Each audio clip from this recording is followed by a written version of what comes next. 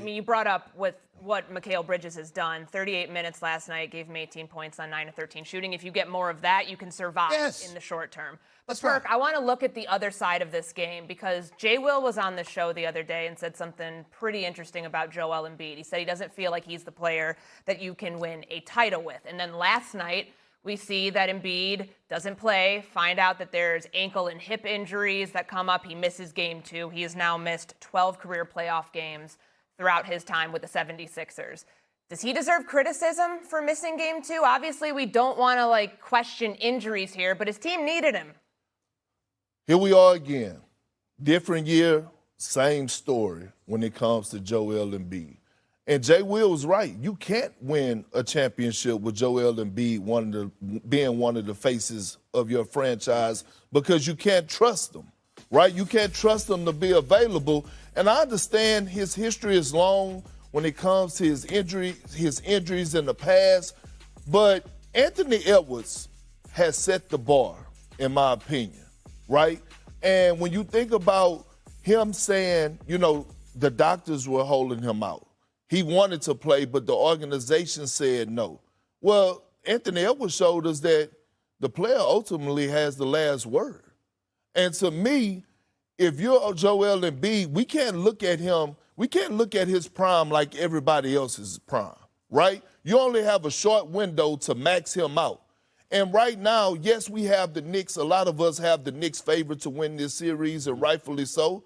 But let's be honest. Joel Embiid on the floor is a difference maker. Joel Embiid on that floor last night is a huge difference maker, especially when the Knicks went cold the 76ers went cold in the fourth quarter and couldn't make a shot. Right. Joel Embiid brings that balance of being able to get some buckets and get to the free throw line when you're struggling from shooting from the outside. So again, when you look at Joel Embiid, I'm saying to myself, hey, bro, at some point, you got to put your foot down. If you wanted to play, get out there. Take a shot. Put it on the line. Lay it all out on the line for your team and get out there on the floor. So, again, yes, he should take some criticism for missing game 2. Perk, let me jump in for a second, having been at Madison Square Garden. One of the things that the Philly folks were thinking after they found out mid-afternoon that Joel would miss that game, they probably wish they, with hindsight, sat him Monday night for game 1. Because obviously Monday was a physical struggle coming off the game 7 with Boston. Mm-hmm.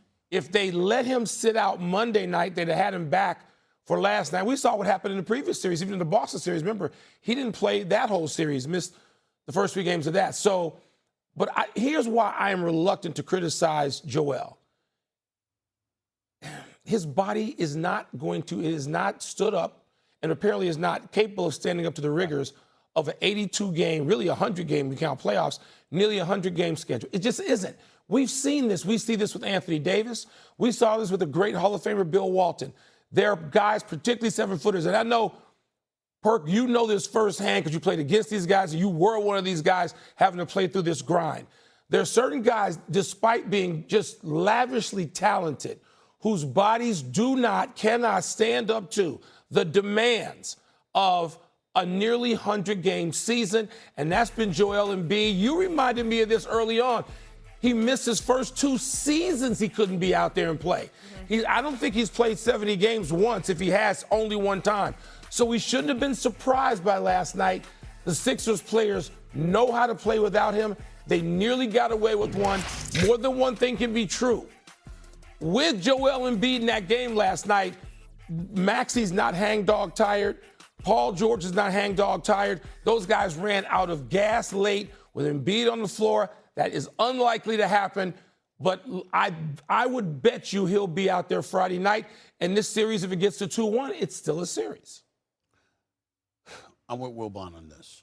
The most games that Joel Embiid has ever played in his career in a season is 68. Of all the years that he has been in the NBA, Perk, 10 years playing. The first 2 years he missed completely. The last 10 years he's played. Only 4 times has he played more than 60 games. And he's never played more than 68. The man, his body can't take it. Everybody can't be Ant-Man. Ant-Man, the way Ant-Man came down in that first round series, all right, we thought he was going to be out a hell of a lot longer. But Ant-Man is different. And yes, you're absolutely right. Players, for the most part, you got to make that call. No question. You don't want to hear about no medical staff, team, all of a sudden. No, you going to make that determination.